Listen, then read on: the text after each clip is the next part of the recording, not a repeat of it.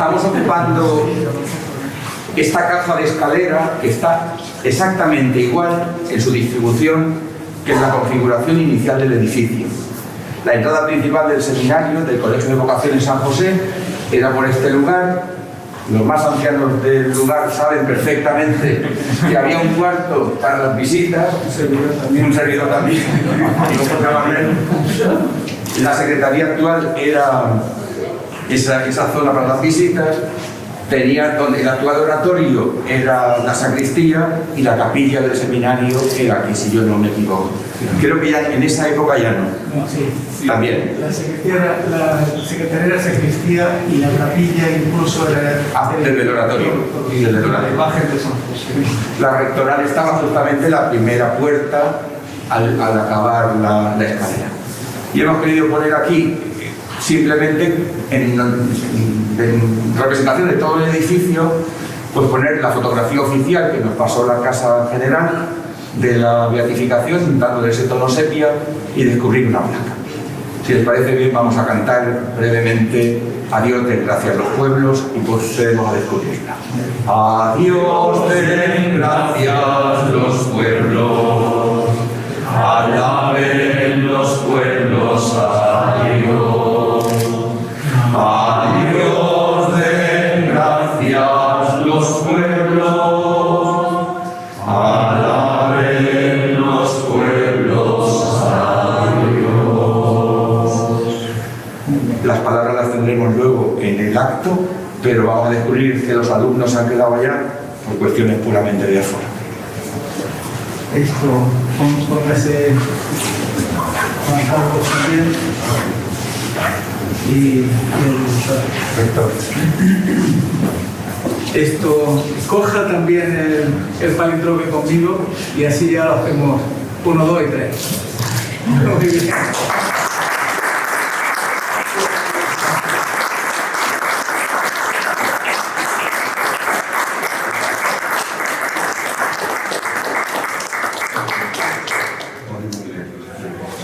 Que podemos leer. Sí, vale. Memoria agradecida del beato Manuel Domingo y Sol, fundador del Colegio de Vocaciones San José, regido por la Hermandad de Sacerdotes Operarios Diocesanos 1888-1961. Comenzamos dirigiendo nuestra mirada a la Virgen. El ángel del Señor anunció a María Y concibió por obra y gracia del Espíritu Santo. Dios te salve María, llena eres de gracia, el Señor es contigo. Bendita tú eres entre todas las mujeres y bendito es el fruto de tu vientre, Jesús. Santa María, Madre de Dios, ruega por nosotros pecadores, ahora y en la hora de nuestra muerte. He Amén. aquí la esclava del Señor. Hágase en mí según tu palabra. Dios te salve María, llena eres de gracia, el Señor es contigo. Bendita tú eres entre todas las mujeres y bendito es el fruto de tu vientre, Jesús. Santa María, Madre de Dios, ruega por nosotros pecadores, ahora y en la hora de nuestra muerte. Amén. Y el Verbo de Dios se hizo carne. Y habitó entre nosotros. Dios te salve María, llena eres de gracia, el Señor es contigo.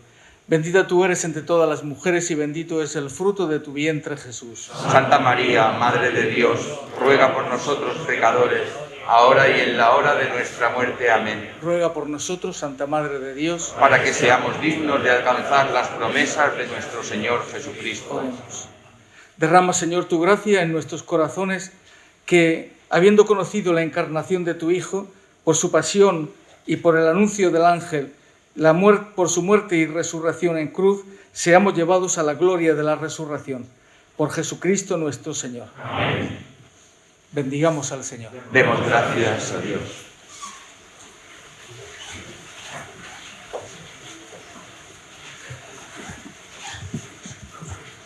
Acabamos de descubrir una placa en reconocimiento y en memoria agradecida a Mosén Sol, beato de la Iglesia Católica, y a la labor de los sacerdotes operarios diocesanos. Ha sido una pena por cuestiones de aforo que no estuviéramos todos, pero vamos a continuar con este gesto y tendrá la palabra don José Miguel, el director general de la Hermandad de Sacerdotes Operarios. Buenos días a todos. Muchísimas gracias, don José Antonio, por la invitación. Don José Manuel, ya cambié yo el nombre también. Perdón, por la invitación a a esta celebración y sobre todo por este agradecimiento, tanto a usted como al rector del seminario, al director del centro de estudios, por este agradecimiento que hace la hermandad. Realmente para nosotros ha sido una gratísima sorpresa el poder hacer este acto, ¿no?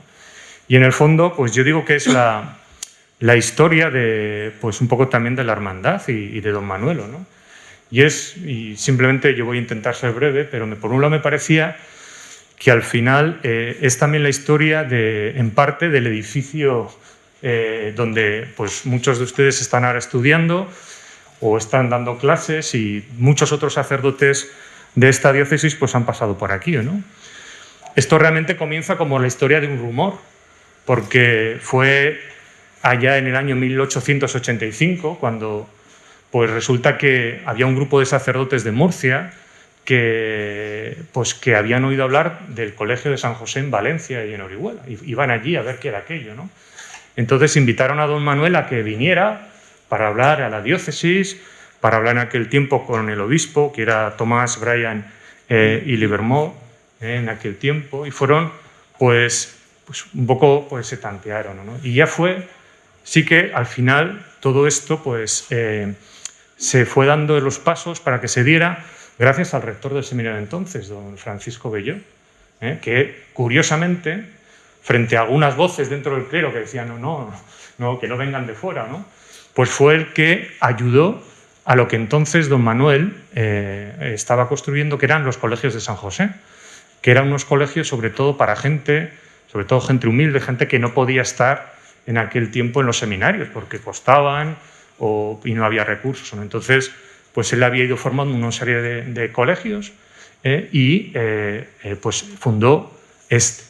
Al principio este no era la sede, estaba más por el centro de la ciudad, y sí que él, en el año ya 88, consiguió comprar estos terrenos. Ahí tuvo una batalla porque querían comprárselos muy caros, y consiguió comprar estos terrenos y puso la primera piedra el 1 de octubre de 1888. O sea, que eso ya hace muchísimo tiempo, ¿no? Cuando se empezó.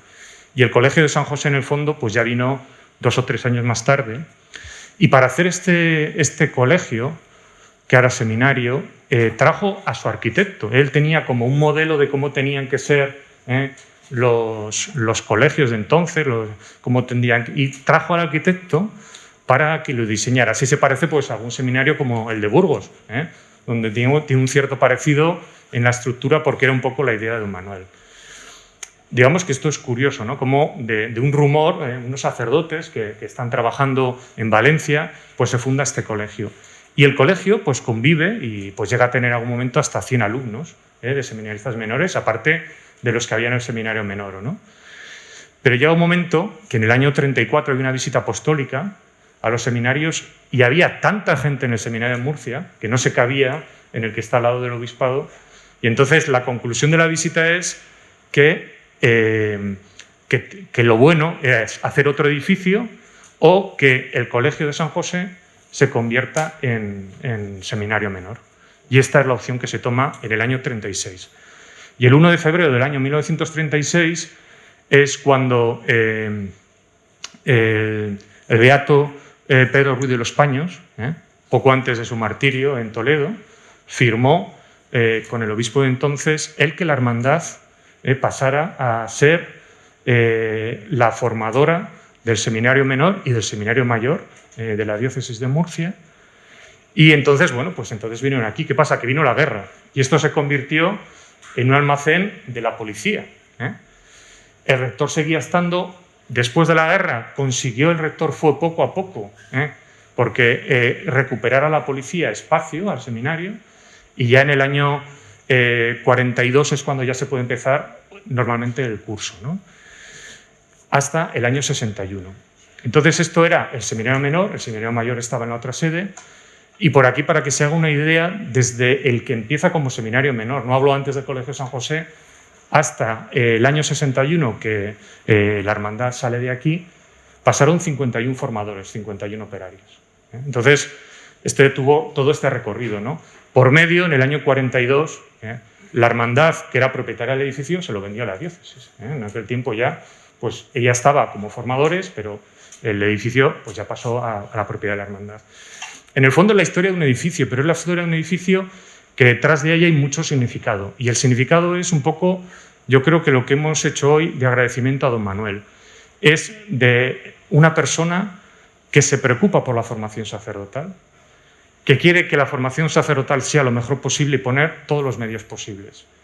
Y en el fondo es lo que pretendía don Manuel y lo que la hermandad pues también está pretendiendo en muchos otros seminarios ahora, no en España, pero sí en muchos otros países donde nos están pidiendo pues esta formación, ¿no? Como podemos estar ahora, por ejemplo, en Cuba, en los 2 seminarios, una realidad difícil, en Venezuela, nos están pidiendo también bastante en Perú, en Ecuador, etcétera, ¿no?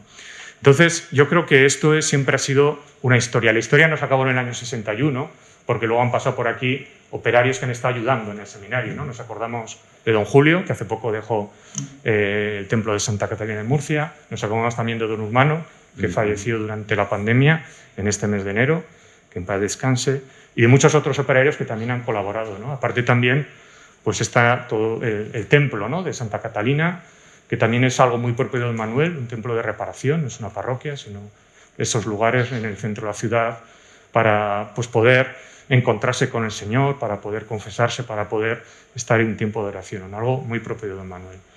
Entonces, yo creo que el agradecimiento, más que lo hagan ustedes a la hermandad, tiene que ser nosotros, a la diócesis de Murcia, porque yo digo que de esta manera han posibilitado tanto a don Manuel cumplir su misión, como a todos los operarios que, digamos, que han pasado por aquí.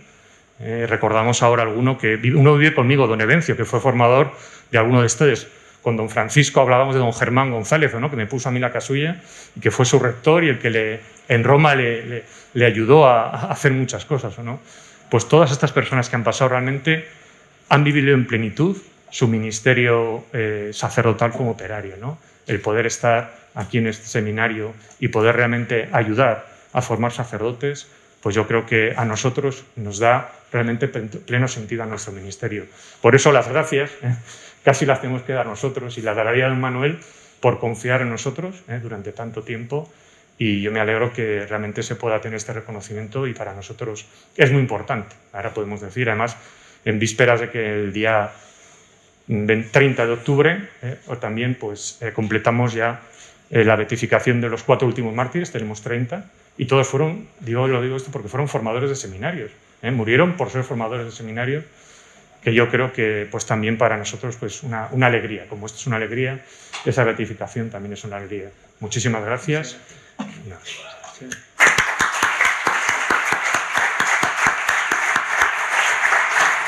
Tiene la palabra ahora don Juan Carlos García Domènech, director del Instituto Teológico San Fulgencio.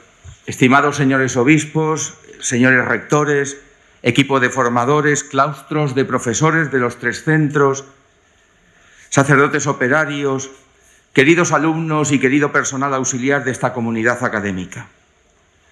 Abrimos el curso 2021-2022 llenos de esperanza por diversos motivos. En primer lugar, la situación sanitaria al día de hoy nos llena de esperanza, pues aunque sigue sin estar controlada la pandemia, parecería que en nuestra tierra, en nuestro país, va remitiendo y nos daría así una cierta tregua. Aún así no puedo no rogarles a todos cautela y prudencia y una estricta observancia de las normas sanitarias propias que se nos imponen en el mundo educativo y universitario y un elemental sentido común, así como un espíritu de abnegación imprescindible hoy. En segundo lugar, ayuda a nuestra esperanza la presentación el pasado mes de julio ante la Congregación para la Educación Católica del nuevo plan de estudios y de los nuevos estatutos de este Instituto Teológico San Fulgencio. Unos estatutos que abren perspectivas muy interesantes para nuestro centro y que confiamos vengan aprobados ya de un modo inminente. Quizá vendrán dentro de unos días. Esperamos que estos estatutos y el nuevo plan de estudios nos permitan poner en marcha el proceso de dinamización y de renovación que en ellos está previsto. De hecho, ya tenemos el permiso verbal para implementar este mismo curso el nuevo plan de estudios para los 3 primeros años, primero, segundo y tercero, así, de una tacada, no en una implementación progresiva, serán propiamente alumnos del denominado Plan 2021. Les pido a profesores y alumnos lo que llamamos en el deporte juego de cintura. Para esta adaptación, las adaptaciones de planes de estudios nunca son sencillas, pero siempre son estimulantes. Esto supondrá que los nuevos alumnos de esos 3 cursos concentren en 5 años los cursos lectivos necesarios para alcanzar el bachiller o grado en teología. También, con los nuevos estatutos, nuestro centro volverá a abrir sus puertas a todo el pueblo de Dios, a hombres y a mujeres, a consagrados o a laicos, y no únicamente, como hasta ahora, a aspirantes o candidatos al ministerio de presbítero. El estudio de la teología, dice Veritatis Gaudium, ha de nutrirse espiritual y académicamente del querigma, y el estudio ha de estar al servicio de la evangelización. La metodología propia ha de ser inter y transdisciplinar y ejercitarse en el diálogo en todo y con todos, y con un estilo ya ordinario de trabajo en red que sirva de estímulo y de apoyo a una iglesia en salida que aprende y practica el espíritu sinodal. En tercer lugar, alienta nuestra esperanza la incorporación de nuevos seminaristas de los seminarios diocesanos, tanto de San Fulgencio como de Redemptoris Mater, y también los procedentes de la diócesis de Almería y de los misioneros de la caridad y la providencia. Esta realidad de 21 alumnos nuevos en el centro nos anima y nos ilusiona, pero también nos compromete y nos hace estar muy atentos para dar nuestra mejor versión, para dejarnos enriquecer por la savia nueva y para poder comunicar aquello que aprendimos de nuestros mayores. Ser una tierra de acogida, una tierra hospitalaria. Ser una tierra sedienta o anegada en ocasiones, pero siempre crisol de culturas. Ser la tierra de una fe castellana y mozárabe, habitada por gentes de sierra y de montaña, de campo, de huerta y de mar. Una tierra fermentada por la fe de los grandes santos que dio nuestra diócesis a la Iglesia española y universal. Una tierra regada por la sangre, por la vida y el testimonio de sacerdotes santos. Los buenos números, lo tengo entre comillas, los buenos números que auguran que rozaremos los 60 alumnos este curso, los buenos números por sí solo nunca son un factor de excelencia académica, pero sí permiten cierta alegría y confianza en la calidad de la mejora del proceso de enseñanza y aprendizaje. Son ya 7 las realidades eclesiales que la formación intelectual académica de sus futuros ministros ordenados la confían a esta centenaria institución diocesana. Más que nunca en este tiempo recio pido a Dios que derrame su Espíritu Santo y se prodigue en nosotros en sus 7 dones. Dones todos ellos imprescindibles para una vida de estudio, para una vida de oración. Pido a Dios el don de la sabiduría, el don de la inteligencia, de consejo, de fortaleza, el don de ciencia, el don de piedad y el don de temor de Dios.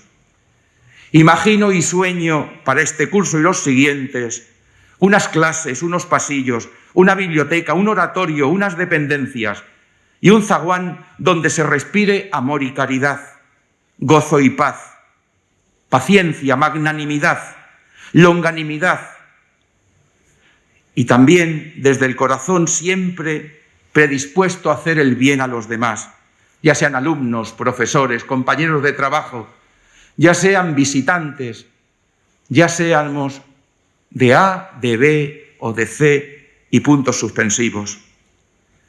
Pido y espero como fruto del Espíritu una mansedumbre creativa y, ¿por qué no?, una mansedumbre crítica, pero nunca ácida.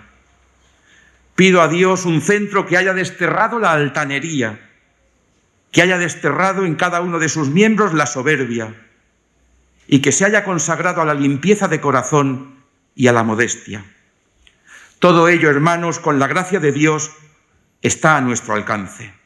Enhorabuena y adelante.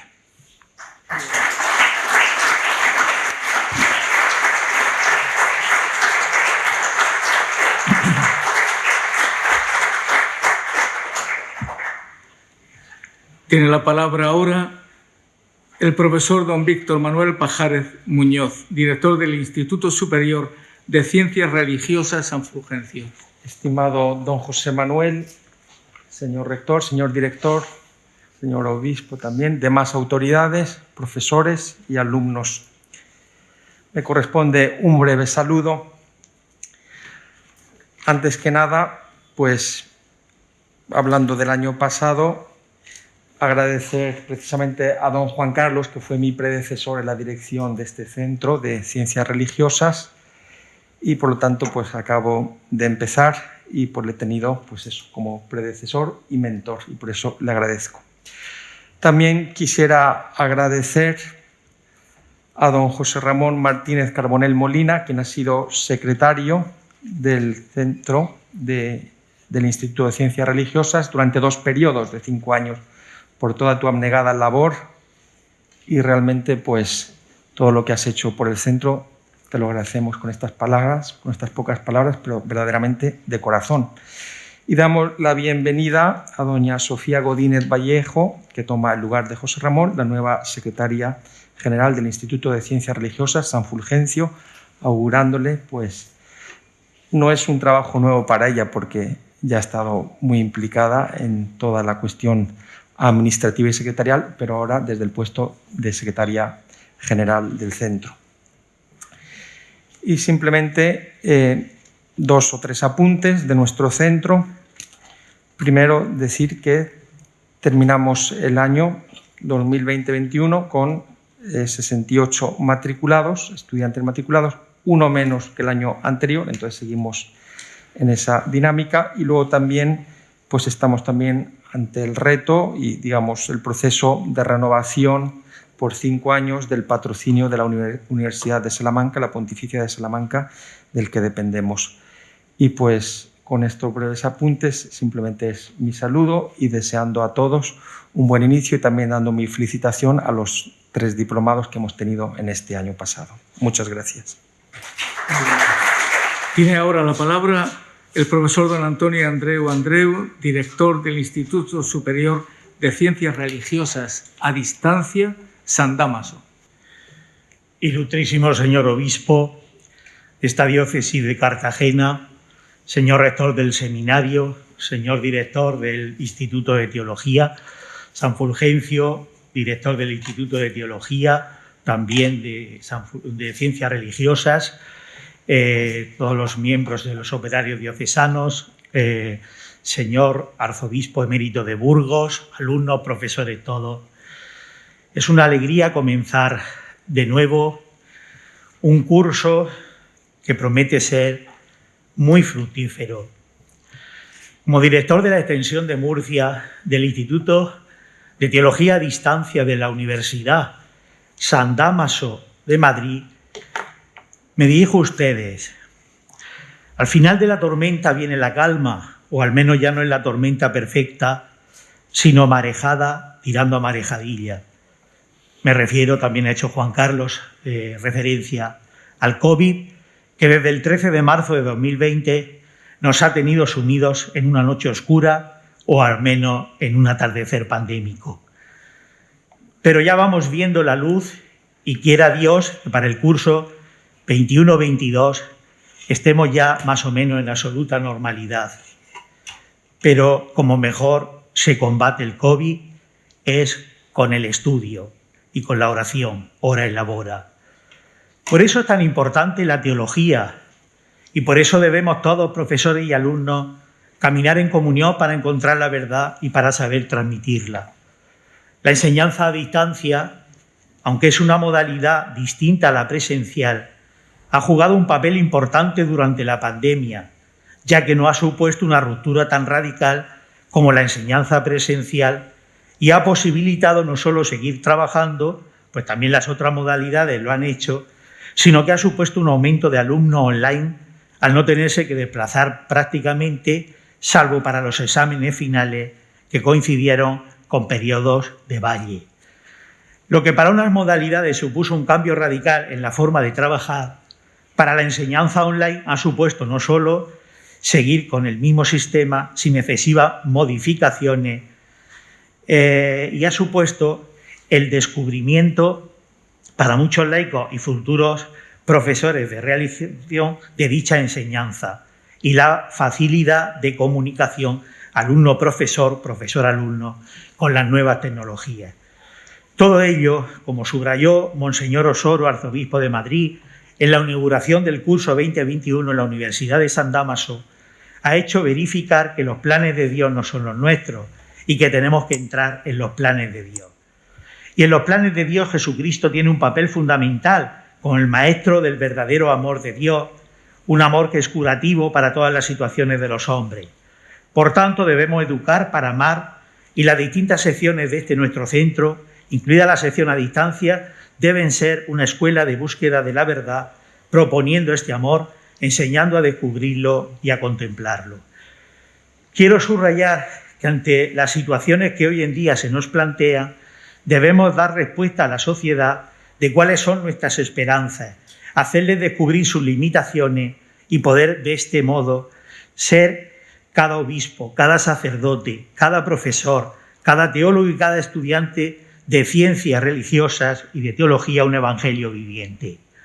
Tanto el Instituto Teológico como los institutos de ciencias religiosas, tanto presenciales como a distancia, tienen que ser lugares de aprendizaje en los valores de la integridad, la honestidad, el respeto al trabajo ajeno y la confianza mutua. Debemos crear un clima de confianza cero hacia la deshonestidad académica.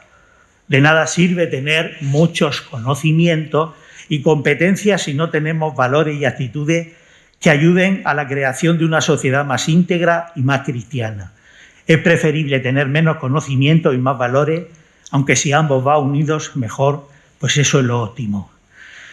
Termino haciendo una referencia a la instrucción para la aplicación de la modalidad de enseñanza a distancia en las universidades y facultades eclesiásticas, donde se expresa la importancia del desarrollo de la tecnología informática, los métodos pedagógicos recientes y la colaboración en red, hechos que posibilitan la interacción entre alumnos y profesores.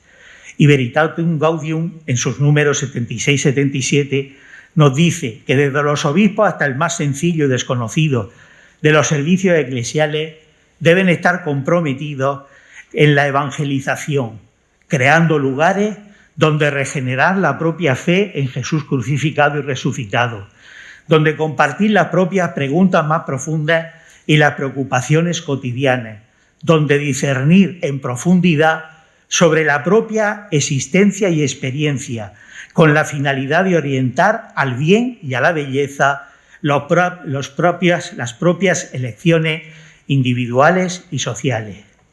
Queridos profesores y alumnos, gracias por vuestra dedicación a la tarea de enseñanza y aprendizaje. Pido un deseo al comienzo de este nuevo curso, que vuestro amor a la Iglesia, vuestra comunión con vuestros pastores y el deseo de buscar y encontrar la verdad, el afán por el estudio y no tanto por la búsqueda de un título o de un ministerio, suba tanto como el kilovatio hora hoy en día. La Iglesia y el mundo así nos lo reclaman y no tendríamos más preocupación que el rezar y trabajar, pues quien busca el reino de Dios, todo lo demás se da por añadidura. Gracias por vuestra paciencia y mucho ánimo y amor al estudio y a la Iglesia en este nuevo curso que estamos comenzando. Ahora va a tener lugar la entrega de las memorias del curso académico 2021 presentadas por los señores secretarios del Instituto Teológico San Fulgencio, del Instituto Superior de Ciencias Religiosas San Fulgencio y la extensión en Murcia del Instituto Superior de Ciencias Religiosas a Distancia San Damaso. Muy bien. Muy bien, muchas gracias. La modalidad este año ha sido que en vez de leerlo ellos, porque otros años se ha podido hacer, pero como estamos con mascarilla, han preferido entregarlo por escrito y estará colgado en la red, en la página de... Mira.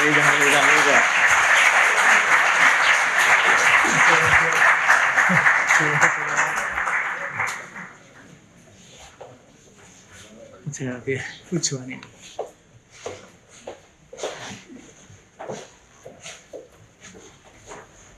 Y llegamos ahora a un momento también importante dentro de este acto académico. Tiene la palabra el profesor don Francisco José Alegría Ruiz, profesor de Historia del Arte del Instituto Teológico San Fulgencio. La lección inaugural la va a pronunciar ahora. Está centrada en el ajuar litúrgico de la Catedral de Murcia del siglo XVI. Mientras don Francisco se prepara, decir que es un honor para este centro proseguir con esa tradición no escrita donde el profesor que presenta y defiende su tesis doctoral siempre tiene el encargo de la lección inaugural el siguiente curso. Don Francisco José, Fran, no me sale decirle don Francisco José, Fran Alegría tiene en su cargo y en su haber el ser alumno de nuestra casa en su formación inicial. También completó su formación en la Universidad de Murcia, en la Facultad de Letras. Tenemos el gusto de que la directora y el honor de que la directora de su tesis, doña Conchita de la Peña, esté acompañándonos, y él ha sido un brillante alumno tanto de nuestro centro como de la Facultad de Letras y tiene un doctorado en sus manos con mención europea que próximamente no solo verá la luz como tesis online, sino que intentaremos que vea la luz como publicación escrita. Fran, muchas gracias por aceptar esta tradición no escrita y vamos a ver si es posible que... Estaba todo preparado, ¿verdad? Sí. Ya, estupendo. Pues su turno. Don José Manuel, señor obispo, don Jesús, rector del seminario, don Juan Carlos, director del instituto, don Francisco, arzobispo emérito, directores, profesores y personal de esta casa, seminaristas y alumnos. Domine dilexi decorem domus tue. Señor, cuánto amo la belleza de tu casa. Con esas palabras del Salmo 25 rezaba el sacerdote mientras lavaba sus manos en el ofertorio de la celebración de la Santa Misa, queriendo expresar a la vez que la belleza interior o santidad conveniente para la celebración del sacrificio, la conveniencia del decoro y hermosura de lo que atañe al templo y al culto que en él se tributa a Dios. Por ello, es por lo que he tomado este versículo como título de inicio de esta lección, porque solo desde esta clave puede entenderse correctamente el sentido y la importancia que la Iglesia concede al conjunto artístico que forman los distintos bienes de un ajuar litúrgico. Cuando hablamos de ajuar litúrgico, se ha de precisar que se trata de un conjunto de objetos, muebles, de naturaleza litúrgica y generalmente de valor artístico, necesarios para la celebración de los ritos católicos y que los templos han adquirido, conservado y renovado, configurado, no obstante, por una serie de tipologías y enseres que las normativas litúrgicas, la tradición y las costumbres han fijado. No se trata, en este caso, esta mañana, de estudiar tal o cual objeto, que por otra parte, en el caso de la Catedral de Murcia, sería muy difícil al conservarse muy pocos bienes del siglo XVI, que es el que vamos a tratar. A pesar de ello, resulta muy útil para la historia del arte el conocimiento de este momento histórico, que como siglo bisagra nos permite conocer el paso de un ajuar litúrgico medieval a un ajuar litúrgico barroco, del que ese sí se han conservado importantísimas piezas y que supuso un momento de extraordinario esplendor para la Catedral de Murcia. La denominación ajuar litúrgico no aparece como tal en los libros litúrgicos del siglo XVI, tanto el Missale Romanum de 1570, el Pontificale Romanum de 1595 o el Ceremonial Episcoporum de 1600, se refieren a cada objeto por su nombre y a lo sumo los engloban en dos categorías grandes, paramenta sacra y basa sacra, haciendo referencia a los dos grandes conjuntos, ornamentos y vasos sagrados, que por su vínculo más estrecho con el misterio que se celebra y por la bendición o consagración que requieren, adquieren la cualidad de sagrados, dejando al margen otros muchos objetos de interés litúrgico que, no obstante, eran necesarios para la celebración del culto. Por su parte, la historia del arte, en los estudios de artes aplicadas, ha preferido abordar esta cuestión bajo la denominación de platería litúrgica y textil litúrgico, haciendo referencia a la materia sobre la que se han realizado cada una de estas obras artísticas. Será San Carlos Borromeo, en su tratado Instructionum Fabricae Supellectilis Ecclesiasticae de 1577, quien conceda una denominación unívoca a todo el conjunto de enseres de naturaleza litúrgica requeridos para las celebraciones, que ha de poseer un templo, con independencia de que estos enseres sean sagrados o no, es decir, estén o no estén bendecidos. El santo arzobispo de Milán, con intención pastoral y para facilitar a sus templos la labor organizativa que permitiera una mejor y más digna celebración del culto, determina cuál ha de ser el supelex ecclesiástica o ajuar eclesiástico, denominación de la que parte la de ajuar litúrgico. Si bien es verdad que estos conjuntos estaban ya configurados en cuanto a con qué tipos de objetos debían contar, será San Carlos quien profundice y sistematice minuciosamente la composición de los mismos. Efectivamente, la existencia de los ajuares eclesiásticos está fuertemente documentada a lo largo de la historia de la Iglesia. No puede obviarse la importancia que para los primeros cristianos tendría el Templo de Jerusalén y la riqueza de su ajuar, minuciosamente descrito y regulado en las Sagradas Escrituras. Algunos textos del Nuevo Testamento, si bien es verdad que son muy pocas las noticias al respecto, nos permiten deducir el uso de objetos vinculados al culto. Por otra parte, obviamente eran necesarios. Las comunidades cristianas en los primeros siglos, antes de la paz de la Iglesia, otorgada por Constantino en el 313, poseían ya ricos ajuares litúrgicos que dan señal de la magnificencia con la que se celebraba el culto, como el caso de la iglesia de Cirta o la de Heraclea, poseedoras ambas de vasos sagrados y lámparas de oro, plata y ricos textiles. Ya en la Alta Edad Media, del siglo VI al IX, el Liber Pontificalis muestra con qué magnanimidad los pontífices dotaron con valiosísimas piezas las basílicas romanas, ¿no?, para que fuera esplendoroso su culto. En la Baja Edad Media, muchos autores trataron de estos conjuntos artísticos señalando su importancia en la liturgia, sobre todo su valor simbólico. Y destaca sobre todos ellos en el siglo XIII Guillermo de Durando, con su Rationale Divinorum Officiorum, quien resulta determinante para que cada templo y todas las catedrales y sobre todo abadías compusieran sus ajuares con las piezas necesarias y con las características óptimas, explicando cada una de ellas con un profundo valor alegórico y simbólico. En cuanto a nuestra diócesis de Cartagena, el conjunto de los bienes de la sacristía de la Catedral de Murcia comienza su andadura en la Edad Media. Evidentemente, en el siglo XIII, en el momento de la consagración de lo que fue la mezquita mayor en iglesia de Santa María la Mayor, a la que las cantigas de Alfonso X el Sabio ya llaman sede, incluso antes del traslado oficial, no faltan datos que permitan conocer la existencia de algunos objetos de los que se componían en su origen, pero no es posible trazar la semblanza completa del mismo. El inventario litúrgico más antiguo conservado en la Catedral de Murcia es el de la capilla de San Dionisio Areopagita, fundada por el arcediano de Lorca, Jean de Brondeville, en 1417, y dotó a su capilla con un exquisito y refinado ajuar. Muchas piezas parece ser provenían de Francia, de donde él era oriundo, piezas de platería, esmaltes, un gran número de relicarios, textiles e interesantes códices miniados, por desgracia nada conservado. Evidentemente la brevedad de esta lección no permite sino dar unas pequeñas pinceladas del conjunto. Los primeros inventarios de la sacristía mayor son del siglo XVI y permiten comprobar cómo pervivían diversas piezas de origen medieval, pues con frecuencia describen los escudos de armas que poseían y a quienes pertenecían. Así es el caso del cáliz del obispo Fernando de Pedrosa, que fue obispo hasta 1402, una obra en plata dorada, labrada, incluía esmaltes, pesaba 6 marcos, lo cual nos da la pista de la entidad de esta pieza.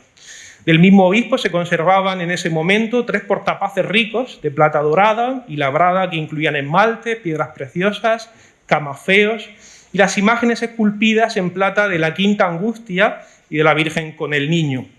Otra interesante pieza medieval era la custodia que se utilizaba para la procesión del Corpus Christi, obra en plata dorada y labrada con 2 ángeles adoradores a los 2 lados del viril, el cual estaba cubierto por un doselete gótico y en el doselete la figura del ex homo con las armas en esmalte del obispo Pablo de Santa María, que fue obispo hasta 1415. Pieza que por la descripción debió ser semejante a la conservada en la parroquia de San Mateo de Lorca, proveniente de la de Santa María de la ciudad de Lorca, una obra gótica prácticamente del mismo periodo, parece ser valenciana, y muy similar incluso en la iconografía que presenta. Respecto de los textiles litúrgicos, hay constancia de piezas menos antiguas, indudablemente debido a la fragilidad y a su rápido deterioro. Aunque la situación en las últimas décadas del siglo XV pareció ser, a juicio del propio Cabildo, de pobreza en cuanto a los ornamentos y por ello se tomaron importantes medidas restrictivas respecto al préstamo y sobre todo sobre la conservación, las noticias de algunos conjuntos son especialmente interesantes. Uno de ellos tiene su origen al final del siglo XV. Entre los meses de abril y de julio de 1488 preparaban la campaña militar contra el reino nazarí de Granada los reyes católicos en Murcia, ¿no? Se establecieron en la ciudad de Murcia. Durante esta estancia regalaron a la catedral el que fue durante décadas el terno más rico e importante de los que tuvo la sacristía, y además aparece muchas veces mencionado en la documentación como el terno rico de la reina doña Isabel, compuesto por un frontal de altar, 2 capas pluviales, una casulla, 2 dalmáticas, todos los complementos, estolas, manípulos, todo de terciopelo bordado con hilo de oro e imaginería con representaciones de la Virgen con el niño en brazos, Cristo con los discípulos, San Juan Bautista, Santa Isabel y los escudos de armas de los reyes católicos. Terno que hasta mediados del siglo XVI se reservaba para las fiestas más solemnes. Otros ornamentos de este periodo de la sacristía fueron las 6 capas ricas que envió desde Roma el Papa Alejandro VI, Rodrigo de Borja, por haber sido obispo de Cartagena entre 1482 y 1492, conocidas en la documentación como las capas del Papa Alejandro. De esos textiles, 2 eran en brocado y raso rojo, bordados de imaginería, con importantísimas escenas. Sobre todo estos textiles incluían santos y misterios bíblicos de la devoción o de los reyes o del donante, en este caso el Papa Alejandro VI. Entre estos y otros ejemplos, y tomando solo como referencia las capas pluviales, en 1535 en la sacristía de la Catedral de Murcia se contaban 26 capas ricas, al margen de las capas ordinarias y el resto de prendas litúrgicas, con grandísima cantidad de escenas bordadas que permitían el uso a lo largo de todo el ciclo litúrgico. Las capas eran, sin lugar a dudas, el ornamento más usado y con mayor desgaste, al precisarse cada día de 2, 4 o 6 para el canto del breviario en el coro, por el uso de los caperos, según la categoría de la fiesta. Durante la primera mitad del siglo XVI se produjo una paulatina renovación de piezas. Por ejemplo, el Cabildo hizo un encargo importante después de una visita pastoral de Sebastián Clavijo para renovar muchas capas y encargó el tejido a Florencia, ¿no? Porque era una de las industrias más prósperas y principales de este tipo de telas. Respecto de los objetos de plata, se fueron renovando a lo largo del siglo, ¿no? Y se utilizaba pues, la técnica de utilizar la plata del antiguo para hacer un nuevo objeto de plata, ¿no? Ahí, en este momento aparece la introducción ya del arte renacentista en estos objetos y mucho se precisa para distinguirlo de otros que están hechos a lo romano, es decir, hechos en estilo romano, en estilo renacentista, como así lo llamaban.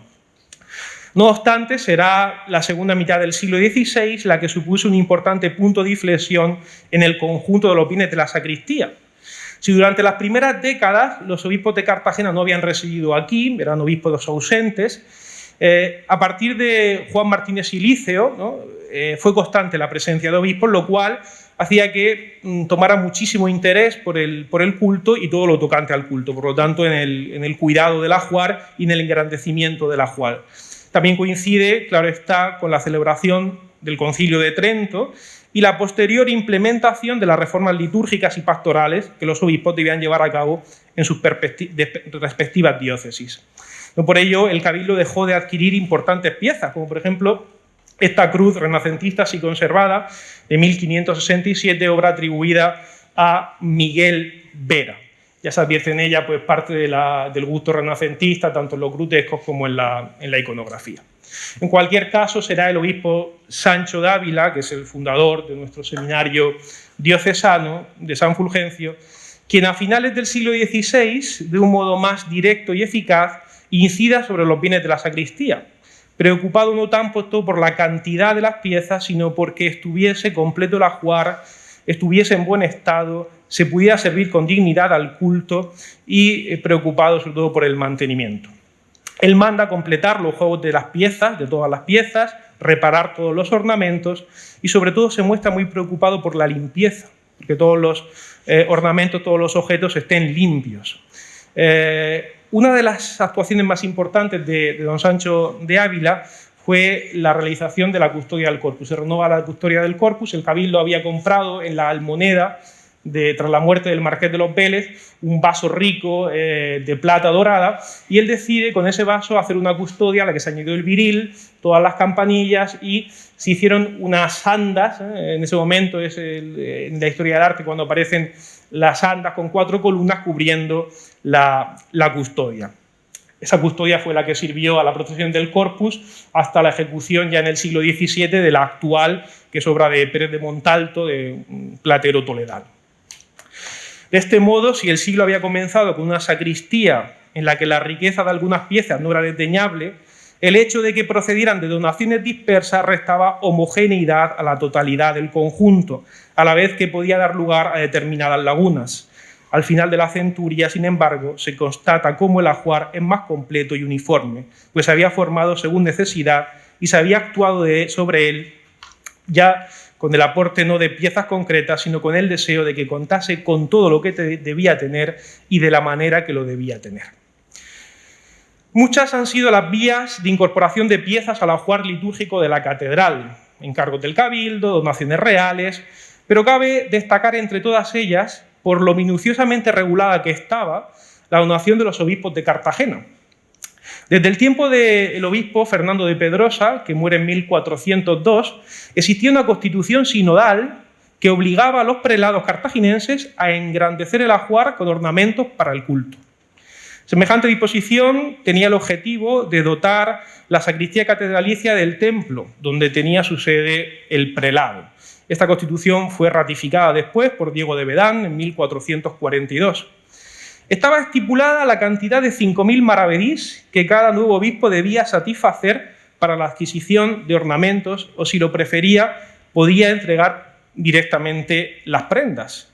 La preocupación de los canónigos, no muy preocupados los canónigos en que se hicieran estas entregas, mostraron por esta disposición, les llevó a exigir la promesa de la entrega de ese terno en el momento en que el obispo juraba respetar los privilegios y guardar las costumbres y tradiciones de la Iglesia de Cartagena. Con el transcurso del tiempo, la entrega de capas pluviales, que generalmente eran 3 a finales del siglo XV, se había convertido casi en la obligatoriedad de entregar un terno completo con capas pluviales, dalmáticas, casullas, frontal de altar, albas, ¿no? Una cosa costosísima. Le llamaban los canónigos costumbre prescrita, santa y necesaria. Y se había cumplido generalmente por todos o por la mayoría de los prelados de Cartagena. Ya hemos visto el importante conjunto de capas del Papa Alejandro. Se conservaban las papas de Juan Ruiz de Medina, de Juan Daza, Juan de Velasco, Martínez Fernández de Angulo, y un terno muy importante siempre aparece como el terno del cardenal. Era del cardenal Mateo Lan, que dice vino de Roma, posiblemente no viniera de Roma, sino de Salzburgo, y era un terno, le llaman azul, pero es morado, que se reservaba para los domingos de la Cuaresma, ricamente bordado, uno de los más esplendorosos que tenía la sacristía.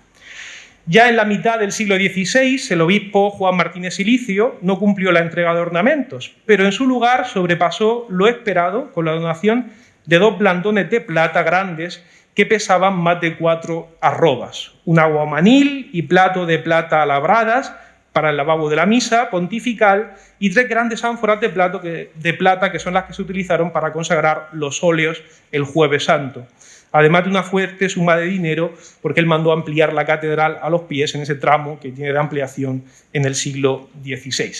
Esta es una imagen de un blandón de la catedral de Toledo, debió ser muy similar los de Murcia, en plata que mide casi 2 metros, y hubo en la catedral de Murcia 2 de estos blandones, regalo de Juan Martínez Silicio. Este también es de Juan Martínez Silicio, igual, pero para la catedral de Toledo, donde después fue arzobispo y cardenal. Por su parte, su sucesor, el obispo Esteban de Almeida, entregó el que fue el terno más importante de este momento, bordado en terciopelo brocado, en blanco y oro, confeccionado en Toledo, que se usaba durante las octavas de Navidad y de la Resurrección. Pero su donación más importante fueron 10 tapices flamencos de gran tamaño, con escenas bíblicas. 5 tenían la historia del rey David y 5 tenían la historia de Tobías, más uno con la Virgen, que era todo labrado en oro, que se colgaban en la capilla mayor durante las fiestas más importantes, además de otras piezas de su pontifical.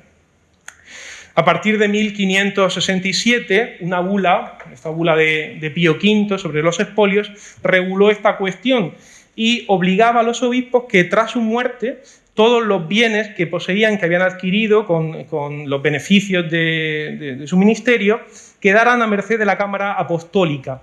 Pero los que había utilizado para las celebraciones y los que tenían en su capilla propia debían pasar a la sacristía de la catedral o catedrales, ¿no?, proporcionalmente, donde hubiera ejercido el ministerio. De tal manera que gran cantidad de bienes se sumaban a las capas que tenía que entregar el obispo pertinente. Esto fue doloroso en la Catedral de Murcia porque el obispo Gonzalo Arias Gallego, que tenía que obligar esta bula, pues dejó toda su herencia al convento de las Justinianas, de Madre de Dios, quienes no querían entregar esos bienes, un largo pleito que por suerte es una fuente de información importantísima para este estudio. Ya al final del siglo, Sancho Dávila, quien más generosamente contribuyó con la sacristía de la Catedral de Murcia. Él, ya obispo de Jaén, entrega un valiosísimo terno, una cruz de ébano y bronce, diversos relicarios, entre ellos pues estos que afortunadamente se han conservado, de época de Sancho Dávila, y es muy significativa la carta que envía Sancho Dávila al Cabildo, donde expresa un poco el sentido de estas donaciones. Dice así el obispo: he tratado de que se acabase el terno que mande a esa santa iglesia, y también los 4 candeleros y los 2 relicarios que faltan irán presto con ayuda de Dios, y aunque todo esto ha tardado, me disculpen, pues la voluntad de servir a esa santa iglesia está tan firme como cuando en ella era su esposo. Efectivamente, el deseo de un obispo era engrandecer a la iglesia con la que estaba desposado. Al margen de la configuración del ajuar litúrgico, resulta también interesante conocer la gestión de este riquísimo patrimonio, al que se intentaba cuidar con un celo similar al de su valor espiritual.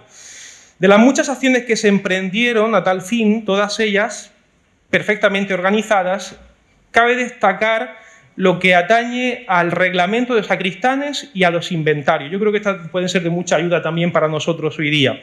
El oficio de sacristán catedralicio aparece ya en el siglo XIV, en el fundamento de la diócesis de Cartagena, de Diego de Comonte, de Nicolás de Aguilar, y estaba destinado a que fuera un sacerdote, generalmente un capellán de número de la catedral, a cargo del tesorero, quien debía mantener todo el ajuar. La función principal del canónigo tesorero era la de pagar el sueldo del sacristán.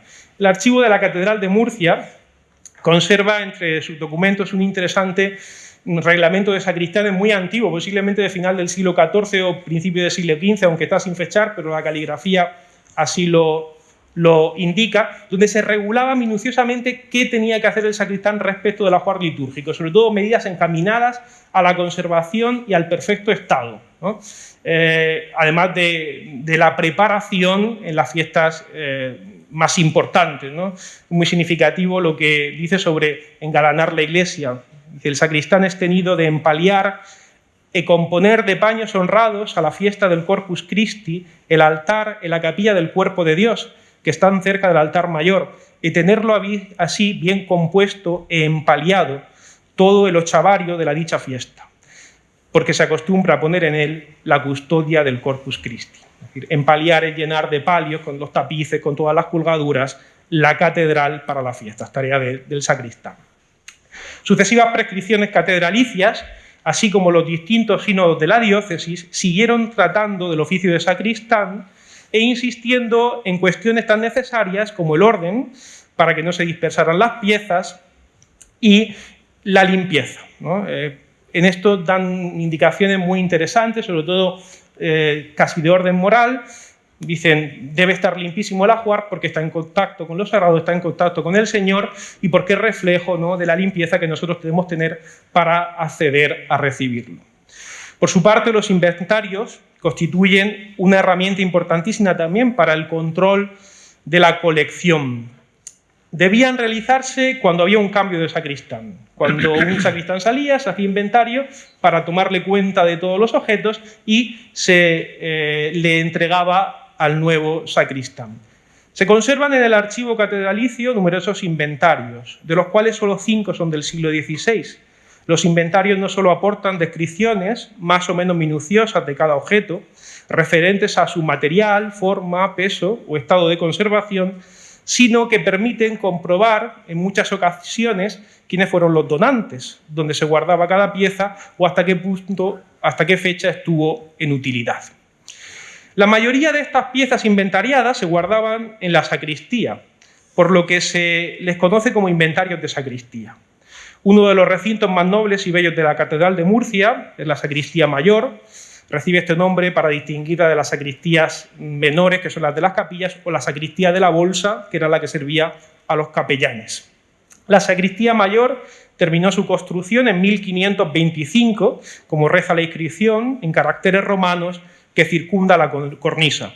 Obra de Jacobo Florentino, de marcado gusto toscano, de gran sobriedad, pero muy elegante en sus proporciones, y cuya cajonera fue concluida en 1535 y ha sido atribuida al maestro Jerónimo Quijano.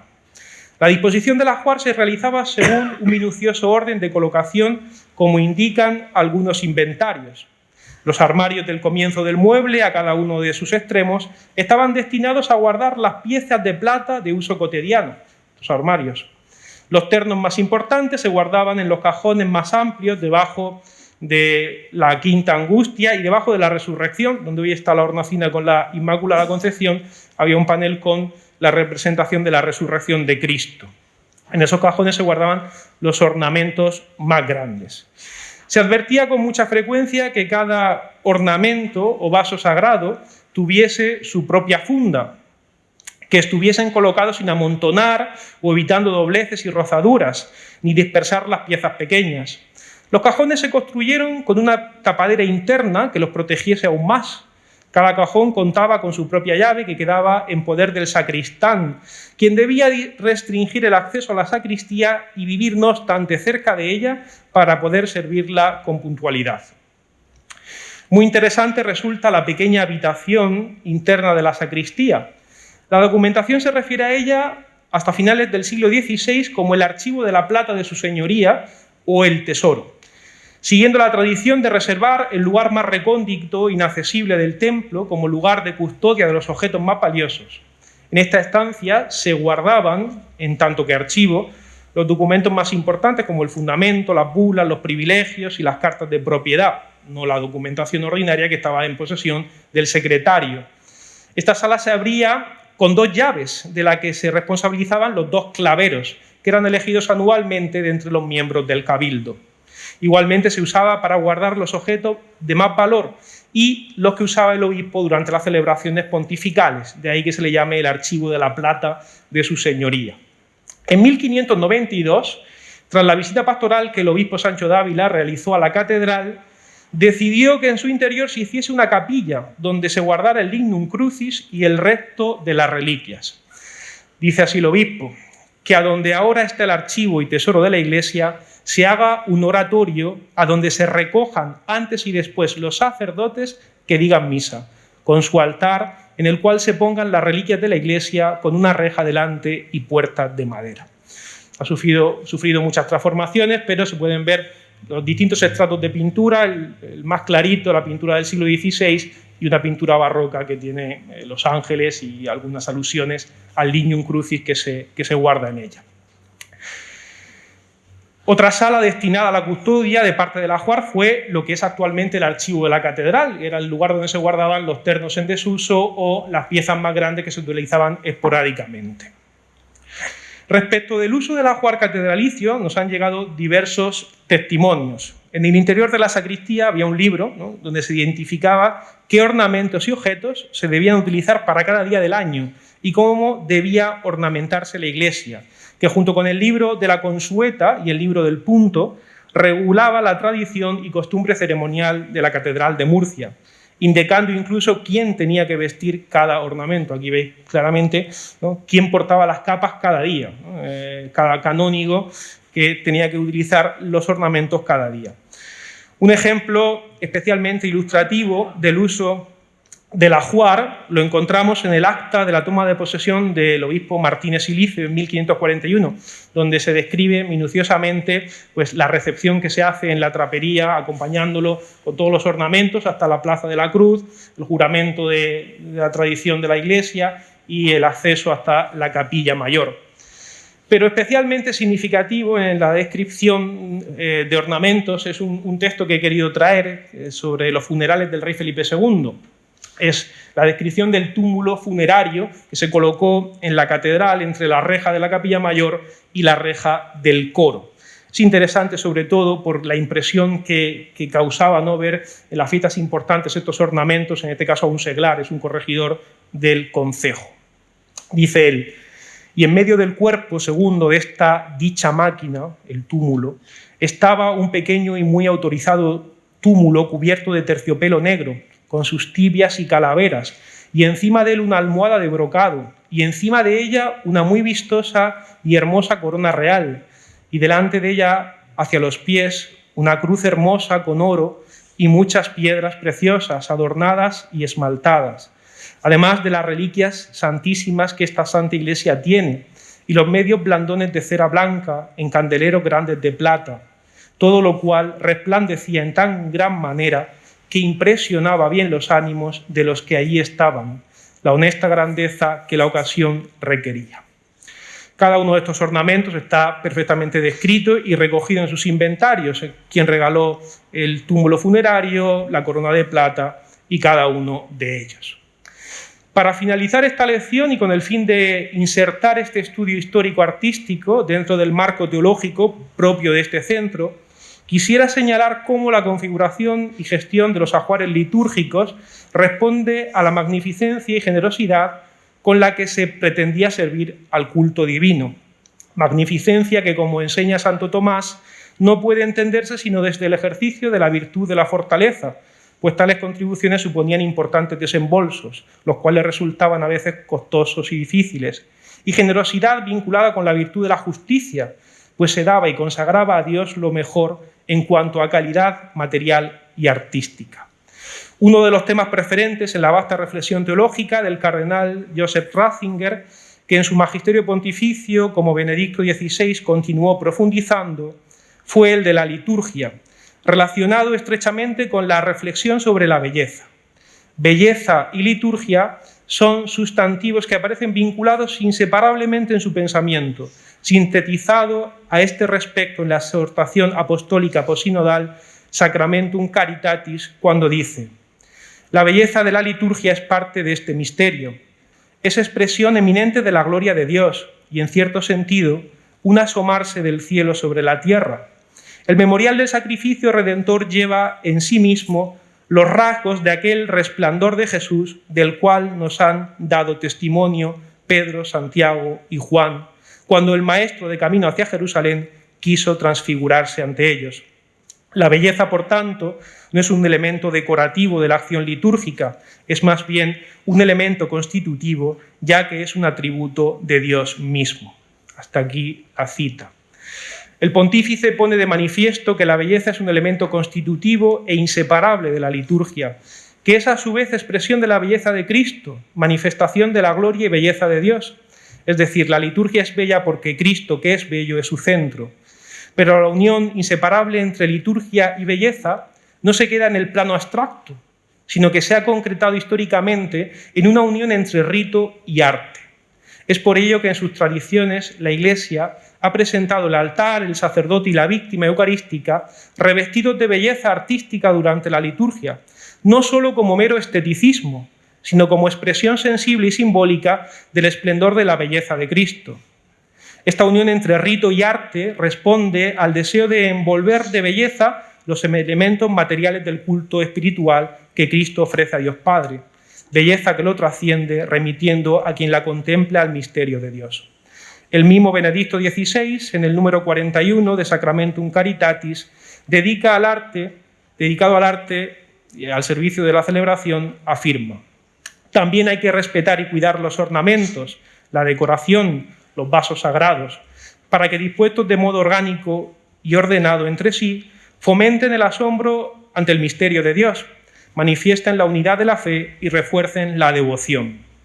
Se trata de una belleza que se muestra como el elemento necesario y no accesorio de la liturgia, porque es impronta de la gloria, siendo manifestación de Dios a través de los lugares, las personas y los objetos. Un ornato y belleza no como mero esteticismo, sino como expresión de lo que con justicia merecen las ceremonias sagradas, y que nos lleve a expresar con el Salmo 25, Señor, cuánto amo la belleza de tu casa. Muchas gracias. A continuación tiene lugar la entrega de reconocimientos y distinciones a la excelencia académica de los alumnos del Instituto Teológico San Fulgencio.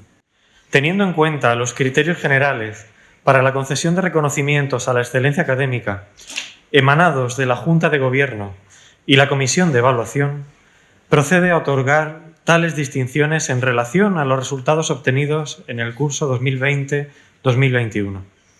Así, habiendo examinado en dicha comisión las calificaciones finales de la convocatoria ordinaria 2021, facilitadas por la Secretaría General del Centro, concede diploma de excelencia académica al alumno del curso primero del Instituto Teológico San Fulgencio, don Antonio David Gil Pereira.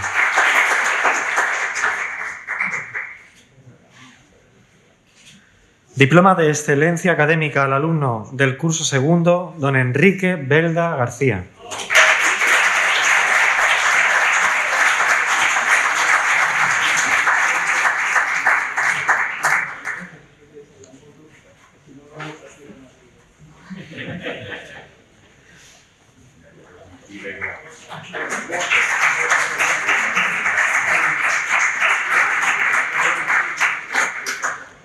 Diploma de excelencia académica al alumno del curso segundo del Instituto Teológico San Fulgencio, don Abraham Martínez Moratón.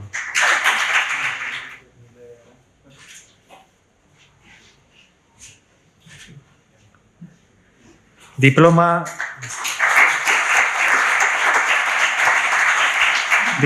de excelencia académica al alumno del curso cuarto, don Andrés Caballero Martínez.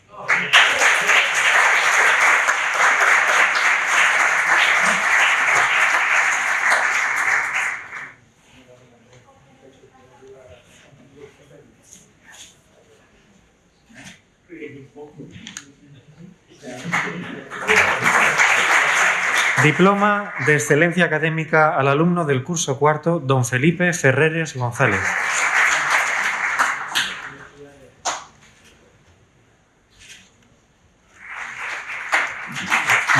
con el curso sexto 2 reconocimientos.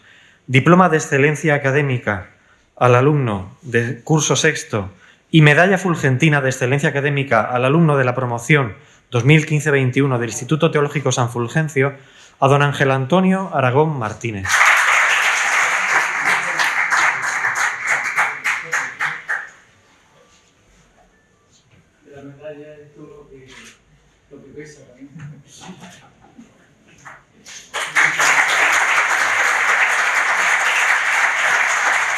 Y diploma de excelencia académica al alumno del curso sexto y medalla fulgentina de excelencia académica al alumno de la promoción 2015-21 del Instituto Teológico San Fulgencio, a don Miguel Ángel Sánchez Díaz.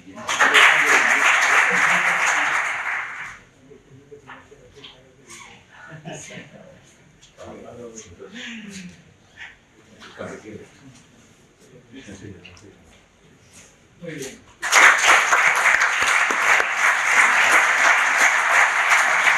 Damos paso a continuación a la entrega de títulos a los graduados en el curso 2020-21. El Instituto Teológico San Fulgencio hace entrega del título de bachiller en Teología a los señores don Ángel Antonio Aragón Martínez, don Pedro Fernández López, don Pablo Martínez García y don Miguel Ángel Sánchez Díaz.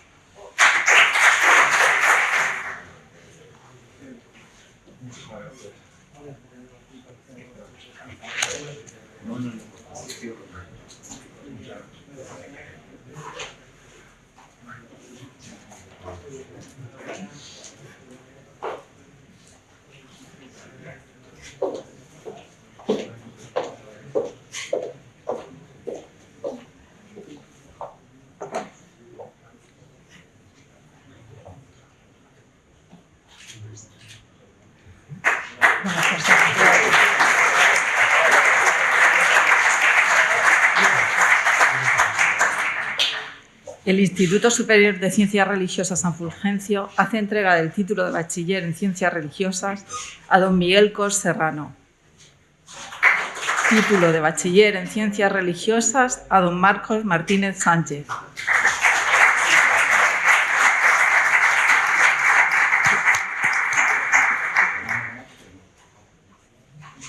Y título de licenciado en Ciencias Religiosas a David Sayares Santa Marta.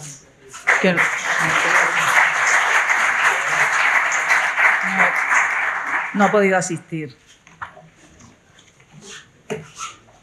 El Instituto de Ciencias Religiosas San Dámaso, en su extensión de Murcia, hace entrega del título de bachiller en Ciencias Religiosas a doña María del Carmen Lozano Plazas.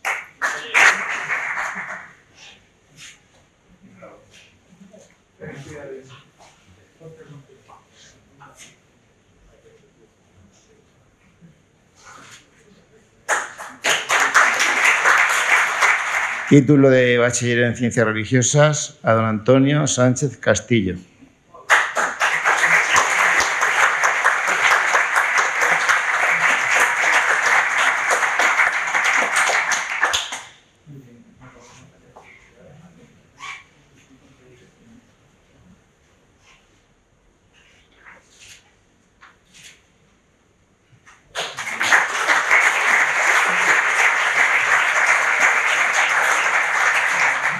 Título de bachiller en Ciencias Religiosas a don Patricio Pérez Fernández.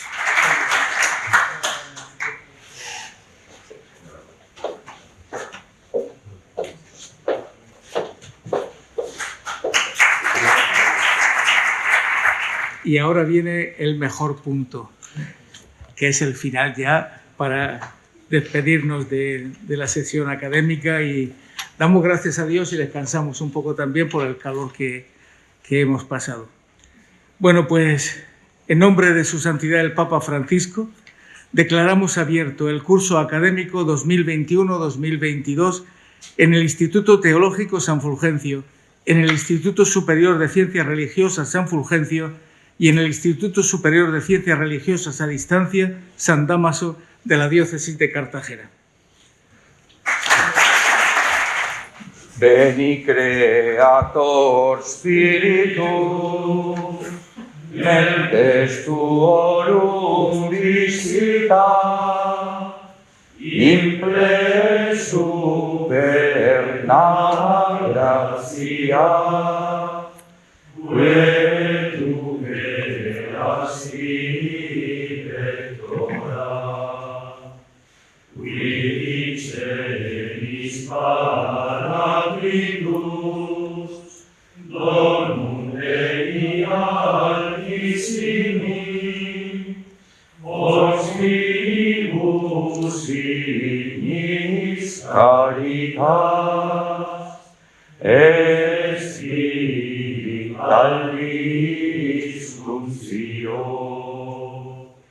susceptiformis munere, dextre Dei rigitus, urgite promissum Patris, sermone vitalis futura, accende lumen sensibus, infunde amore corbibus, infirma nostri corporis, virtute firmas perpeti, ostem repellas longibus,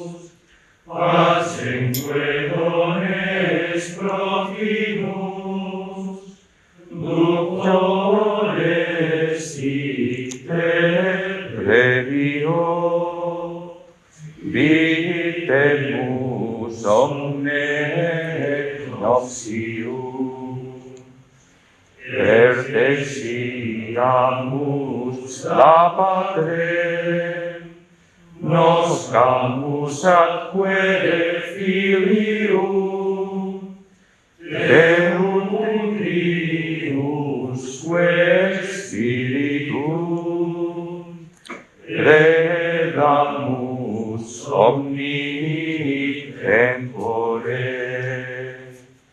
Amen.